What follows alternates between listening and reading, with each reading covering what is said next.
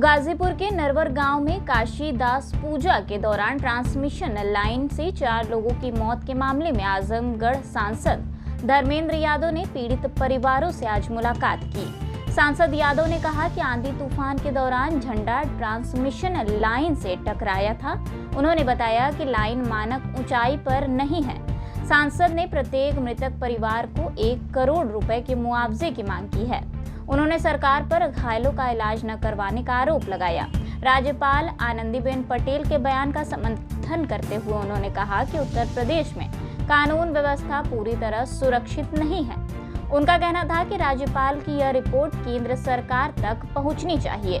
सपा सांसद ने कहा कि उत्तर प्रदेश में सबसे ज्यादा कस्टडी डेथ और महिलाओं पर अपराध हो रहे हैं। उन्होंने सरकार से राजनीतिक विद्वेष छोड़कर मानवता के लिए जरूरी जिम्मेदारियों पर ध्यान देने की अपील की। बहुत हृदय विदारक और मैं समझता हूँ ये घटना केवल इस गांव के लोगों के लिए नहीं या उन परिवारों के लिए नहीं, बल्कि जिस किसी ने भी इस घटना को सुना है, लोग हृदय से हिल गए हैं, क्योंकि जिस तरह के नौजवानों की डेथ हुई, मैं समझता हूँ वो नौजवान न केवल इस गांव के लिए, इस क्षेत्र के लिए, बल्कि पूरे इलाके के लोगों के बीच पॉपुलर नौजवान थे और अपने परिवारों के सबसे जिम्मेदार नौजवानों में से एक थे।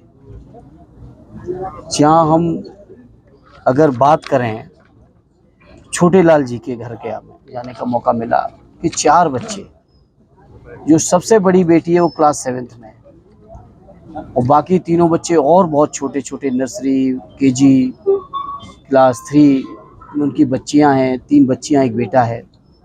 आप सोचिए उस परिवार की परिस्थितियां क्या होंगी। फिर जब हम जहां पहुंचे अमन जी के घर पर,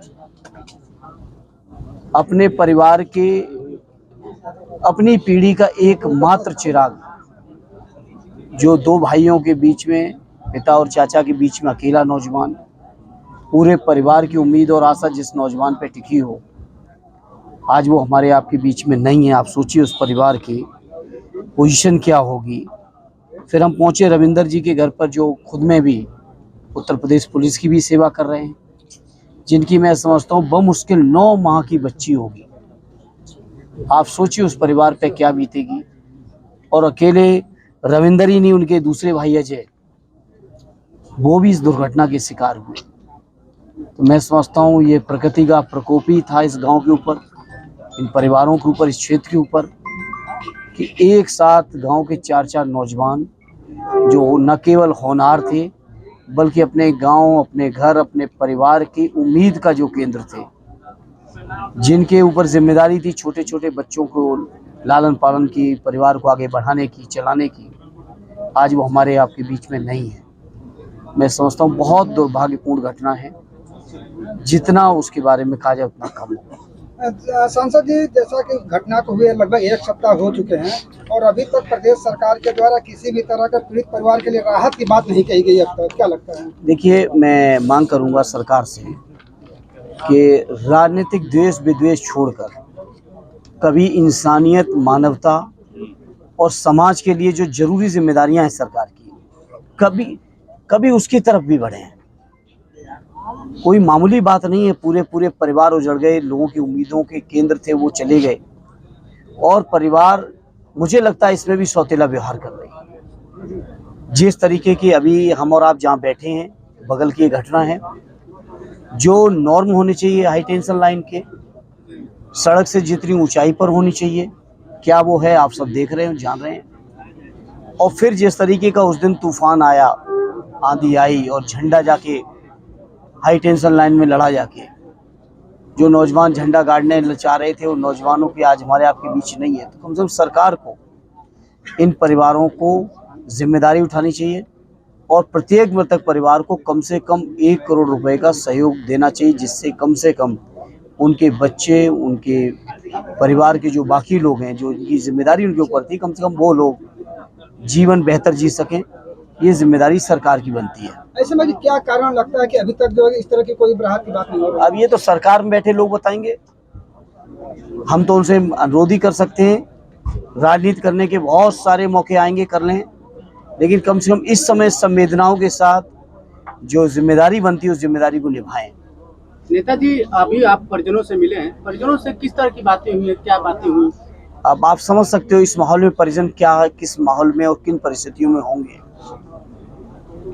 किस तरह के होशो हवास में वो होंगे, किन परिस्थितियों में वो होंगे, ये बात तो मैं समझता हूँ हर संवेदनशील व्यक्ति ही समझ सकता है। इसलिए मैं कह सकता हूँ कि परिजन लोग इस समय बहुत ज़रूरत में हैं, परेशानी में हैं, उन्हें मनोबल की ज़रूरत है, उन्हें लोगों के समर्थन की ज़रूरत है, संबल की ज़रूरत है और सरकार को जिम्मेदारी निभानी चाहिए इन सब चीज़ों की। समाज में तो लोग निभा ही रहे हैं, क्षेत्र के लोग निभा रहे हैं, लेकिन सरकार कोई जिम्मेदारी नहीं निभा रही है।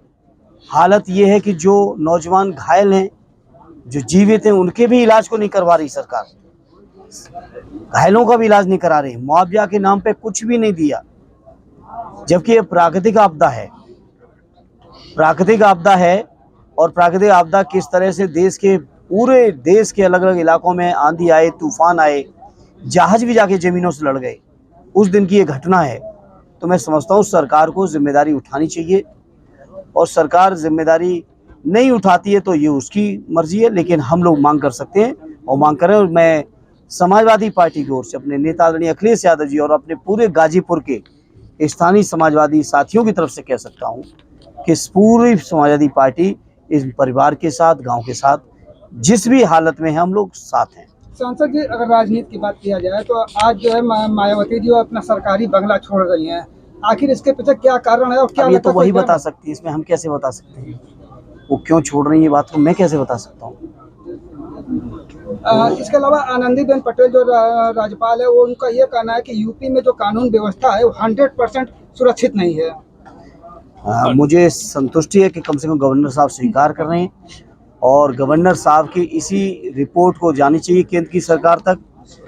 और जैसे ही पिछली सरकार में केंद्र सरकार बड़ा सख्त थी कानून व्यवस्था को लेकर उत्तर प्रदेश में, जब आदरणीय अखिलेश यादव जी थे, गवर्नर साहब की रिपोर्ट को बहुत संज्ञान लिया जाता था। मैं समझता हूँ इस सरकार को भी लेनी चाहिए और इस बात को हमें आदरणीय अखिलेश यादव जी तो हर मौके पे कहे हैं कि कानून व्यवस्था ध्वस्त है, किसी तरह की कोई कानून व्यवस्था नहीं। सबसे ज़्यादा कस्टोडियल डेथ अगर कहीं है तो आपके उत्तर प्रदेश के अंदर है।